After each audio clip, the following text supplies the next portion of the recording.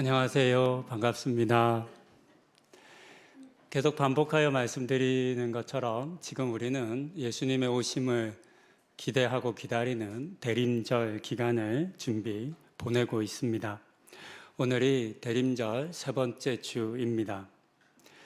연말에는 왠지 모르게 바쁜 것 같습니다. 회사도 연말에 마감해야 하는 일들이 많기도 하고 또 평소에 못 보던 분들도 송년회라는 이유나 또는 여러 이사회나 모임으로 또 만나게 되어서 다른 어느 때보다 분주한 때가 이맘때입니다.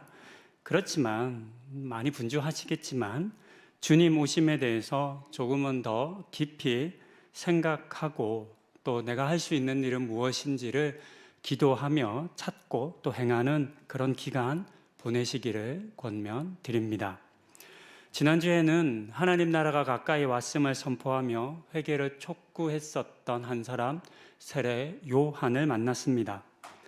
그는 백성들을 향해서 회개에 합당한 열매를 맺으라 말했었습니다. 그리고 우리는 그가 말만 했던 것이 아니라 실제 삶을 통해 여러 많은 회개에 합당한 열매를 맺었었다는 사실을 살펴보았습니다. 그는 제사장이 되어 편히 예루살렘 성전에서 화려하고 안락한 삶을 살 수 있었지만 이 모든 것들을 뒤로하고 척박한 광야로 떠났습니다. 성전에는 더 이상 하나님이 계시지 않는다는 것을 그가 알았기 때문이라 말씀드렸습니다.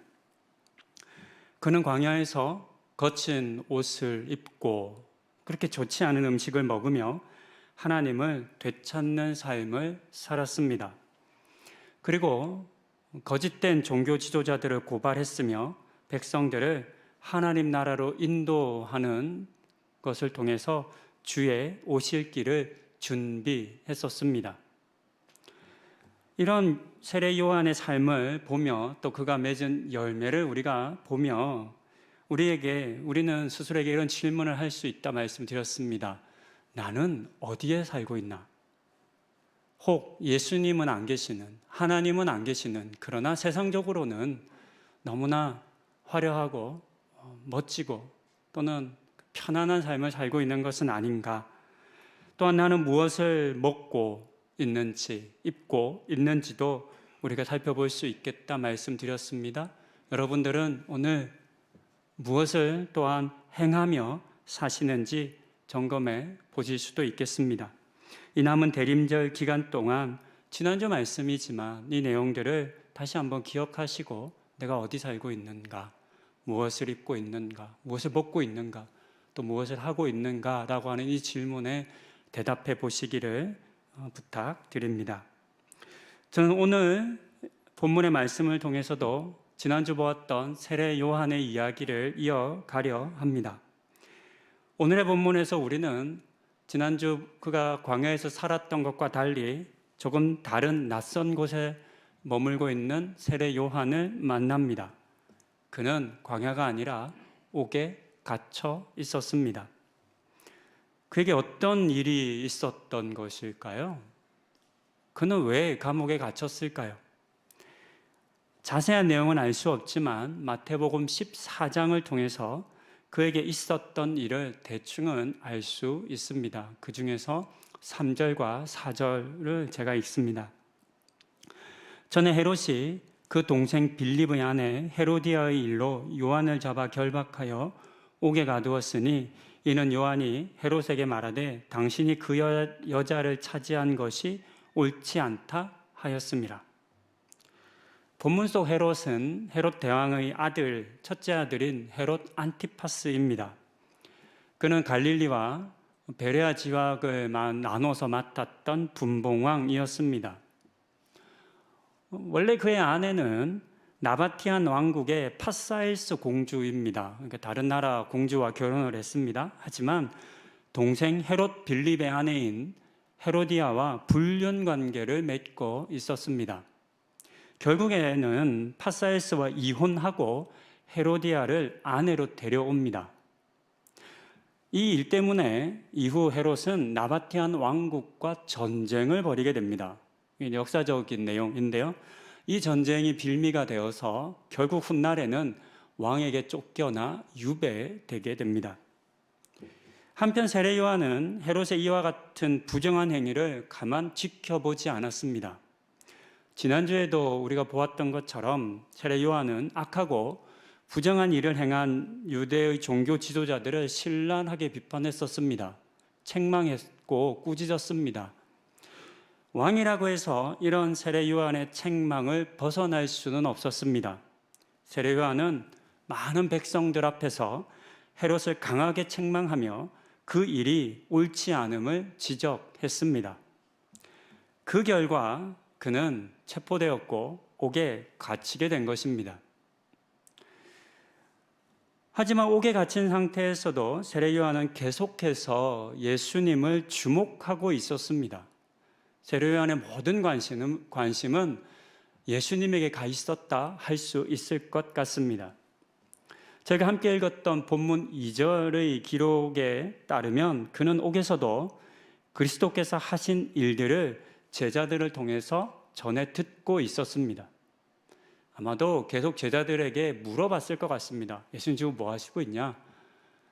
제자들을 보내서 예수님 하시는 일을 좀 자세히 보고 중요한 일이 있을 때마다 나한테 좀 들려줘, 보고해줘 이런 이야기를 한 것 같습니다. 그렇게 예수님에 대한 이야기를 전해 듣던 어느 날 그는 예수님에게 질문을 해야 되겠다라고 하는 생각을 합니다. 그래서 제자들을 보내어 오실 그이가 당신이 맞습니까? 아니면 우리가 다른 사람을 기다려야 합니까? 라고 하는 질문을 하게 되었습니다. 요한은 왜 이런 질문을 한 것일까요? 이 질문에 담겨 있는 의미는 무엇일까요? 질문의 내용과 분위기를 보면 예수님이 정말로 오실 것으로 예언된 그리스도가 맞는지를 물어본 것 같습니다. 더하여 아닐 가능성을 염두한 질문도 있습니다. 다른 일을 기다려야 합니까? 입니다. 전체적으로 보면 예수님에 대한 회의적인 시각이 담긴 질문이라 할 수 있을 것 같습니다. 우리가 질문을 언제 하는지를 한번 생각해 보아야 하겠습니다. 질문이라는 것은 이해되지 않을 때, 받아들여지지 않을 때, 또는 내가 알고 있는 것과 다를 때 하는 겁니다. 그렇지 않으면 우리는 공감하죠. 동의하는 거죠. 예수님이 하신 일을 제자들에게 전해 듣고 예수님이 하신 그 일이 자기가 생각하는 일과 동일했으면, 일치했다면 이렇게 질문하지 않았을 것 같습니다. 오히려 고개를 끄덕이며 예수님 참 잘하고 계시구나. 그래, 그렇게 하셔야지 라고 했을 것 같습니다. 하지만 그렇지 않은 겁니다. 질문합니다. 이해되지 않으니까, 납득되지 않으니까. 자신이 기다리고 기대하는 그런 예수님의 모습이 아니었기 때문에 그는 이런 질문을 한 것 같습니다. 그러니 요한은 전에 듣고 있는 예수님이 하신 그 일을 받아들이고 인정하지 못한 것이라 할 수 있겠습니다. 그러면 또 우리는 질문해 볼 수 있습니다. 왜 인정하지 못했을까? 도대체 어떤 부분에서 세례 요한은 답답함을 느꼈을까? 예수님에게 제자들을 보내어 정말 당신 맞습니까? 아니면 딴 사람 기다려야 해요? 라고 하는 질문은 굉장히 거친 질문이지 않습니까? 쉽게 할 수 없는 질문입니다. 이런 질문을 하기까지 요한이 얼마나 갈등했을까요? 기다렸을까요? 요한이 우리는 그냥 전후 내용이 없으니까 그냥 듣자마자 사람을 보낸 것 같지만 그러지는 않았을 것 같습니다. 요한이 오랜 시간 동안 계속 예수님이 무엇을 하셨는지를 제자들에게 전해 들었을 겁니다. 고민했을 겁니다. 기도했을 겁니다. 생각했을 겁니다. 이게 무슨 의미일까? 왜 예수님은 이런 일을 하셨지? 왜 이런 일을 계속하고 계시지? 이런 고민 끝에 참다 더 이상은 참을 수 없어서, 더 이상은 자신 안에 드는 그런 의문과 의심을 감출 수 없어서 제자들을 보내어 질문했을 겁니다. 왜 이런 질문을 했을까에 대한 이 우리의 질문에 대한 답을 얻어야 하는데요. 그 답에 대한 힌트는 지난주 저희가 함께 보았던 마태복음 3장 11절 하반부와 12절에서 저는 찾아보았습니다. 이렇게 기록하고 있습니다. 그는 성령과 불로 너희에게 세례를 베풀 것이요 손에 키를 들고 자기의 타작마당을 정하게 하사 알곡은 모아 곡간에 들이고 쭉정이는 꺼지지 않는 불에 태우시리라. 세례 요한이 지난주에 광야에서 유대의 백성들에게 종교 지도자들에게 했던 선포의 내용입니다. 우리는 이 본문을 통해서 세례 요한이 기대하고 바랬던 예수님의 모습이 어떠한지를 알 수 있습니다. 마태복음 3장 11절과 12절에 기록된 예수님의 모습을 여러분 한번 상상해 보십시오. 성령과 불로 세례를 주십니다. 손에 키를 들고 있습니다.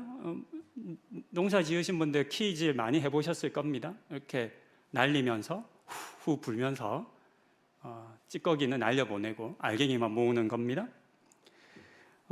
또 타작마당을 정하게 하고 알곡은 잘 모으고 쭉정이는 불에 태우는 그런 모습입니다.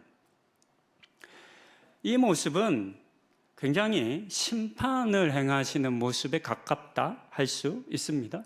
지금 당장이라도 심판하시는 그런 예수님의 모습을 세례 요한이 선포한 것을 우리는 알 수 있습니다. 이 예수님을 세례 요한이 기대했던 겁니다. 그래서 그런 예수님을 선포하기도 했습니다. 그런데 이런 요한의 기대와는 너무나도 다른 예수님의 이야기가 들려왔습니다. 우리는 예수님의 행적들, 예수님의 공생애에서 하셨던 사역들을 많이 전해 듣습니다. 예수님이 첫 번째로 행한 사역은 요한복음에 따르면 결혼잔치에 가서 부족한 포도주를 채워서 사람들의 잔치를 망하지 않고 더 즐겁게 만든 일입니다. 세례 요한이 기대했던 심판의 내용과는 전혀 다르죠. 오히려 축제에 가서 축제를 더 축제답게 만들어 주신 거죠. 가난한 사람들을 찾아다니면서 그들에게 복음을 전하고 그들을 입히고 먹이셨습니다. 병든 자들을 고쳐 주셨습니다. 그와 같은 일들을 하셨고 그 일들에 대한 이야기를 제자들을 통해서 전해 들었습니다. 그런 중에 의문이 든 겁니다. 예수님이 하신 일을 들으니까 자기가 기대하고 바랬던 예수님의 모습과 안 맞는 겁니다. 그래서 그리스도께서 이 세상에 오셔서 행하실 일은 그런 하찮은 일이 아니라 심판이지 않습니까? 지금 심판을 행하셔야 하지 않습니까? 그런데 왜 심판을 행하지 않고 이런 별로 하찮은 중요하지 않은 일을 하고 계십니까? 그러니 정말 그리스도가 맞습니까? 라고 질문한 것으로 우리는 이해할 수 있겠습니다. 그리고 이와 같은 기대와 바램, 그것은 세례 요한만의 것은 아니었습니다. 당시에 심판자이신 그리스도가 오기를 바라는 사람들은, 유대인들은 정말로 많았습니다. 어쩌면 대부분의 유대인들이 강한 힘을 가지고 심판하러 오시는 메시아를 기대했던 것 같습니다. 이유는 그들의 삶이 너무나 힘들고 고단했었기 때문입니다. 예수님 당시의 사회적 상황과 정치적인 상황을 우리는 잘 모릅니다. 우리는 성경을 읽으면서 예수님께서 행하시는 아름다운 이야기를 읽고 예수님 당시가 굉장히 살기에 좋았던 때다, 평안했던 때다, 이렇게 생각할 수가 있습니다. 하지만 그렇지 않습니다. 유대의 왕이라 자처했던 헤롯 대왕이 죽은 이후에 이제 예수님의 삶이 시작이 됩니다. 예수님이 고향으로 돌아오는 그 시점에 헤롯 대왕이 죽은 거잖아요. 그 이후에 세 아들들은 서로가 통치자가 되기 위한 치열한 싸움을 벌였습니다. 결국은 나눠 맡았지만 나눠 맡지 않고 정권을 취득하기 위해서 많은 싸움을 형제들 간에 벌인 겁니다. 당연히 백성들의 삶은 뒷전이었습니다. 그 결과 수많은 백성들이 굶주림과 질병으로 고통했습니다. 이와 같은 정치적인 혼란뿐만 아니라 높은 세금의 부과 등으로 인해서 이스라엘 전역은 많은 혼란을 겪었습니다. 실제 역사적 기록에 따르면 이스라엘 전역에서 수많은 폭동이 일어났고 그동안 옥률려 있었던 많은 민중들의 광범위한 봉기도 곳곳에서 발생했었습니다. 그래서 성경에 짧게 기록된 것처럼 자칭 예수라는 사람들이, 자칭 메시아라는 사람들이 꽤 많았다라고 하는 기록을 우리는 봅니다. 하지만 유대 종교 지도자들이 이야기하죠. 다른 것처럼 이 예수 운동도 사그라들 거다. 저 사람 죽고 나면 결국은 흐지부지 될 거다. 이런 이야기를 하는 것을 우리는 볼 수 있습니다. 정치적으로 매우 혼란하고 또 많은 백성들이 고통받는 때였습니다. 이처럼 많은 백성들이 고통받고 있음에도 불구하고 이들을 돌볼 영적인 지도자들은 자기 배를 불리고 자리를 보전하는 것에 급급했습니다. 이런 상황에서 세례 요한이 나타난 겁니다. 그러니 세례 요한은 심판자이신 그리스도를 기대하고 바란 것이 어찌 보면 당연한 것처럼 보이기도 합니다. 하지만 그럼에도 불구하고 이것이 예수님의 뜻과 계획은 아니었습니다. 예수님은 다른 방식으로 일하셨습니다. 요한의 질문에 대한 답이 5절과 6절에 기록되어 있는데요. 5절의 내용을 보면 맹인이 보고 못 걷던 사람이 걷고 나병 환자가 치유되고 못 듣는 자가 듣고 죽은 자가 살아나고 가난한 자에게 복음이 전파되는 것이었습니다. 이 말씀은 이사야서 29장 18절, 35장 5절과 6절, 그리고 61장 1절의 말씀을 합쳐놓은 말씀입니다. 이사야서에서 인용된 이 말씀들은 모두 다시 회복될 이스라엘에 어떤 일들이 일어날 것인지를 기록한 약속한 본문입니다. 그리고 예수님께서는 그 이야기, 그 구약에 예언되었던 회복될 것이라 이야기되었던 그 말씀을 인용하시면서 지금 그 말씀이 자신을 통해서 이루어지고 있다라고 말씀하신 겁니다. 그리고 앞으로도 이와 같은 일들을 나는 계속 할 것이다 라고 답변하셨습니다. 그리고 요한의 제자들에게 질문을 받고 이렇게 답하라고 얘기하는 거죠. 예언된 말씀을 나는 해왔고 앞으로도 할 거야. 그러니까 그것을 요한에게 가서 전해 라고 말씀하셨습니다. 예수님께서는 세례 요한이 기대하고 좋아하고 만족할 만한 답을 주시기 위해 무언가 새로운 것을 말씀하지 않으셨습니다. 그의 기대와 소망이 끊어질 것을 걱정한 나머지 공연한 희망과 기대를 가지게 하는 헛된 약속도 하지 않으셨습니다. 지금까지 해오셨던 있는 그대로의 사역을 보여주셨고 또 말씀하시며 전하라 하셨습니다. 본문에 기록되어 있지 않은데 이 답을 들었던 세례 요한이 어떤 생각을 했을지가 무척이나 궁금합니다. 그건 알 수 없습니다. 상상을 해볼 수는 있겠습니다. 그리고 이 답을 들은 세례 요한이 무슨 생각을 했을까도 중요하겠지만 사실 더 중요한 것은 이 답을 들은 오늘 우리가 여러분들이 어떤 생각을 하냐이겠습니다. 한편 우리는 예수님의 대답이 5절에서 끝나지 않고 6절까지 이어지는 것을 주목해 볼 필요가 있습니다. 6절은 이렇게 기록합니다. 누구든지 나로 말미암아 실족하지 아니하는 자는 복이 있도다 하시니라.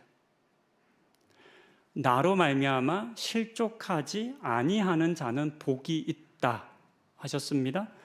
좀 다르게 해석하면 예수님으로 말미암아 실족하는 자, 넘어지는 자가 있을 것이라는 의미입니다.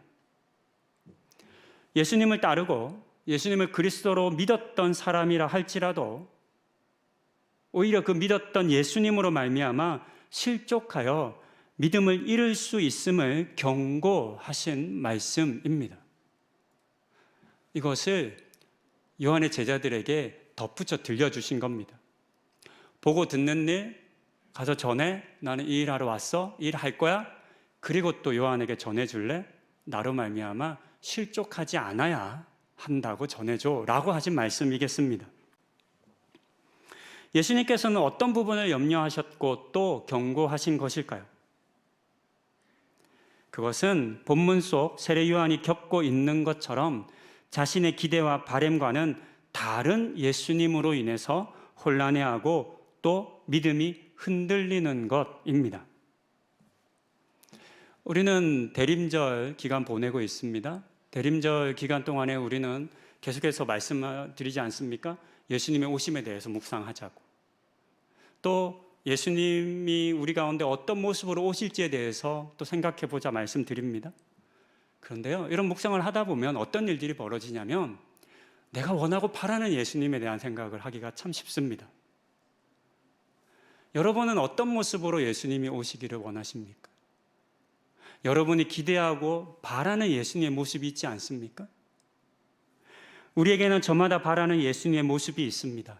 내가 원하고 바라는 것을 해주시는 예수님, 내 아픔과 고통을 해결해 주시는 예수님, 힘들 때, 어려울 때 나타나 격려하시고 위로하시는 예수님, 또 필요한 것을 공급해 주시는 예수님 등 저마다의 예수님에 대한 기대와 소망을 가지고 있습니다.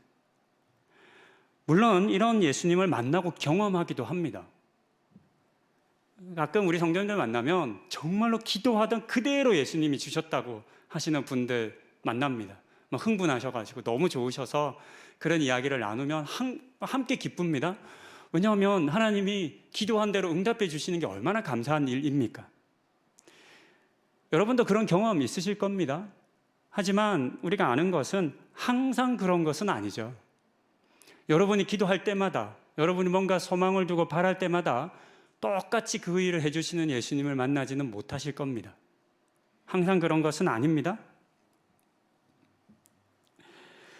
내가 바라고 기대하는 그런 모습으로 예수님이 항상 나타나셔서 또 내가 원하는 일을 해주시는 예수님을 기다리는 것, 그 예수님만 믿겠다고 하는 건 결코 좋은 신앙은 아닐 겁니다.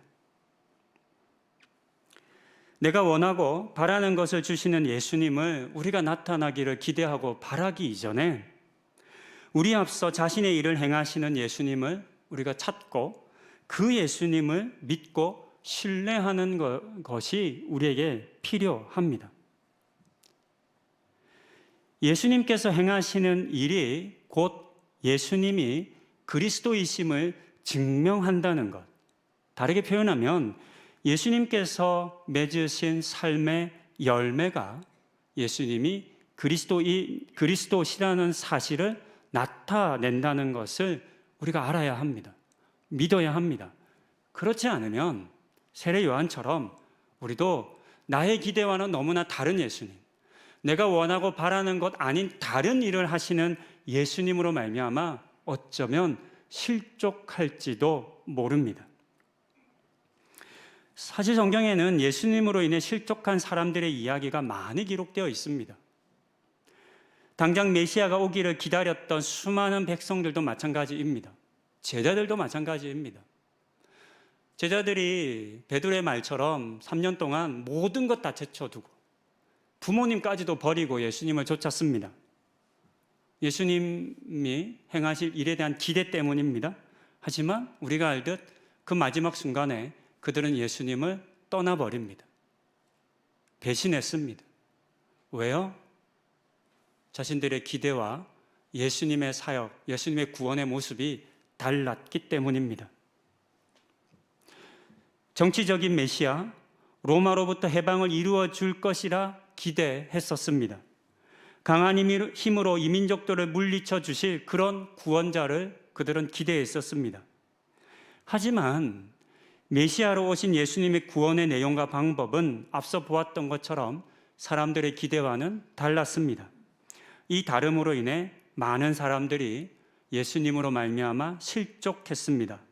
그 결과 예수님을 배신하고 모욕하고 십자가에 못 박아 죽이는 것으로 그들은 그 실망과 실족을 응답했습니다. 오늘의 본문은 우리를 향해서도 이렇게 묻는 것 같습니다. 너희는 어떠냐? 너희가 바라고 기대하는 그 일을 내가 행하지 않을 때, 내가 이 땅에 와서 행한 그 일들이 너희들에게는 어떻게 여겨지느냐? 이렇게 물으시는 것 같습니다. 예수님께서 행하신 일을 보고 듣고 또 성경을 읽을 때 그 일이 참으로 메시아의 일하심인 것을 여러분들은 인정하실 수 있으시겠습니까? 5절에 기록된 것처럼 맹인이 보는 것, 절름발이가 걷는 것, 죽은 자가 살아나는 것, 그리고 가난한 자에게 복음이 전파되는 것과 같은 일들이 예수님께서 행하신 사역이며 이 땅에서 맺은 열매입니다. 여기서 중요한 것은 이 예수님이 맺으신 열매의 가치를 알아보고 인정하는 것입니다.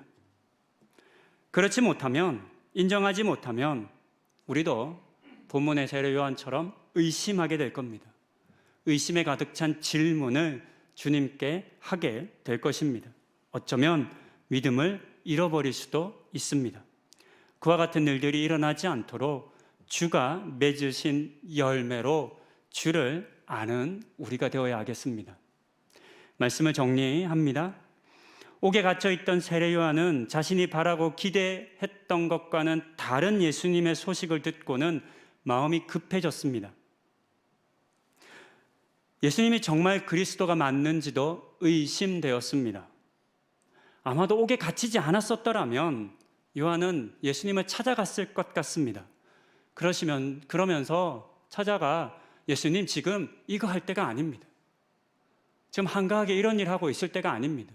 빨리 가서 저들을 심판하십시오 라고 말했을 것만 같습니다. 그럴 수 없었기 때문에 서둘러 제자들을 보냈고 의심에 가득한 질문을 했던 겁니다. 이런 세례 요한의 모습은 예수님의 일하심을 의심하는 모든 사람들을 상징한다 할 수 있겠습니다. 세례 요한처럼 우리에게도 예수님에 대한 의심이 있을 수 있습니다. 우리가 예수님을 다 알지 못하기 때문에 우리가 예수님을 어떻게 모든 걸 이해할 수 있겠습니까? 당연히 우리 가운데도 의심이 있습니다. 이해되지 않는 예수님의 행동과 말씀하심도 있고 또 개인적으로 기도하시면서 말씀 보고 묵상하시면서 하나님과 관계 속에서 그런 아쉬움과 섭섭함도 느끼실 수 있을 겁니다. 왜 주님은 내가 원하는 대로 일하시지 않을까? 나는 이거 바라는데 왜 자꾸 이거는 외면하실까? 이런 경험들이 있으실 겁니다. 그렇다 하더라도 이미 우리 가운데 보이시고 또 나타내신 예수님이 맺으신 그 열매를 통해 예수님을 보아야 합니다. 그리고 예수님을 알아야 합니다. 마태복음 7장 20절 전후에서 예수님께서는 그들의 열매로 그들을 알리라 라고 하는 말씀을 하셨습니다. 이 말씀은 예수님에게도 해당되는 말씀입니다. 우리가 예수님을 바라볼 때, 우리가 예수님을 기대하고 기다릴 때 그 기준이 나의 바람과 기대가 되어서는 안 될 것입니다. 나의 바람과 기대로 예수님을 재단하거나 예수님을 규정하지 않도록 조심해야 합니다. 이 땅에서 예수님께서 행하신 일들, 즉 예수님께서 맺으신 열매를 보고 듣고 읽는 것으로 예수님이 참으로 그리스도이신 것을 아는 우리가 되어야 하겠습니다. 그것이 먼저입니다. 이 대림절 기간 동안에 예수님을 생각하실 때, 예수님을 묵상하실 때 주님의 있는 그대로의 모습을 묵상하시고 그 주님이 행하신 그 일들과 사역들 속에서 주님이 참된 그리스도이신 것을 발견하고 인정하고 그 주님을 향한 믿음을 고백하시는 우리 성도님들 다 되시기를 권면드립니다. 기도하시겠습니다. 때로 주님은 우리가 기대하고 바라는 모습으로 오시지 않습니다. 내가 원하고 얻고 싶고 가지고 싶고 해결받고 싶은 문제에 대해서 이상하리만큼 외면하시는 주님을 만나기도 합니다. 그럴 때 우리는 주님을 의심하게 되고 때로는 부인하게 됩니다. 하나님, 그러나 우리가 보아야 하고 들어야 하고 또 믿어야 할 것은 나의 바람과 기대대로의 예수님의 모습이 아니라 예수님 그대로의 모습입니다. 주님께서 이 땅에 오셔서 행한 일들, 맺으신 열매를 보고 주님이야말로 참으로 그리스도이신 것을 깨닫고 아는 우리들 되는 은혜 허락하여 주시옵소서. 이 모든 말씀 우리 주 예수 그리스도의 이름으로 기도드립니다. 아멘.